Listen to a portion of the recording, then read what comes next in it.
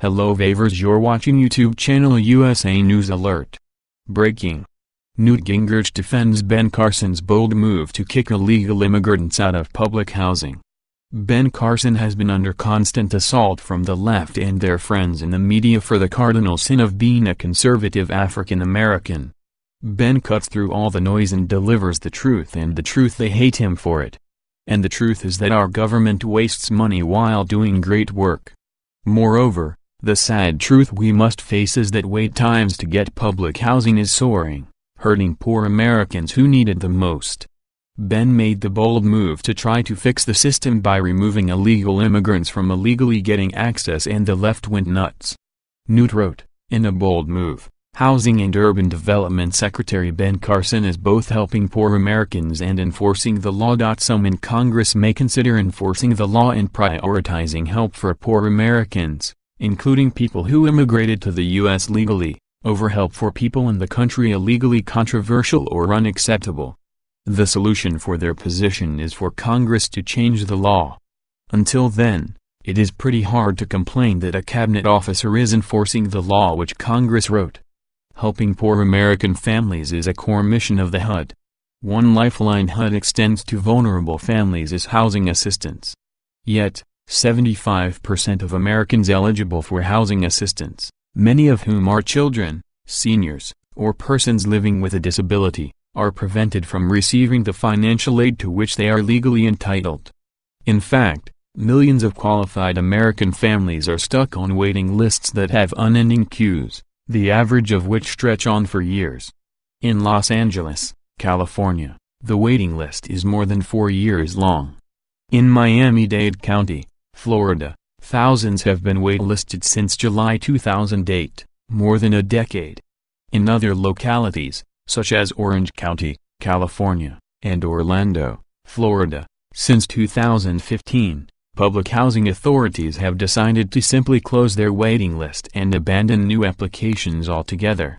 Despite these waiting lists for American citizens, there are an estimated 32,000 households occupied by people in the country illegally, who have no right to be getting taxpayer assistance. This is 32,000 households that could be occupied by American citizens who qualify for the assistance but cannot get it. In effect, thousands of Americans are being discriminated against in favor of people who are here illegally, or are unlawfully receiving taxpayer aid they do not deserve and should not be getting. HUD Secretary Ben Carson has investigated this injustice and discovered that HUD has long been prohibited from granting federal funds to people in the country illegally. That prohibition, which Congress enacted, and Congress has the power to change, includes a mandate to end assistance whenever a leaseholder knowingly allows a person in the country illegally to reside in HUD-supported housing. These rules constitute more than a mere functional necessity for law and order, they are a moral necessity for any nation that takes care of its own vulnerable citizens. After all, public assistance is paid for and subsidized by taxpayer dollars. But these crucial rules are easily skirted by a loophole that lets people in the country illegally who are living with qualified residents declare themselves ineligible. This means they do not have their immigration status checked, and they continue to live in taxpayer-funded housing. If members of Congress do not like how the law is being enforced, then they should change the law. Until that happens, federal agencies, like HUD, should continue to do its own constitutional duty and enforce the laws as written by Congress. Today, to assist agencies in the enforcement of existing, and binding, law, legal status can be easily verified through a fast, secure, and efficient screening, using the SAVE system of the U.S. Citizenship and Immigration Services. This screening process is already used by 1/3 of public housing agencies and needs only to be expanded to end the illegible loophole.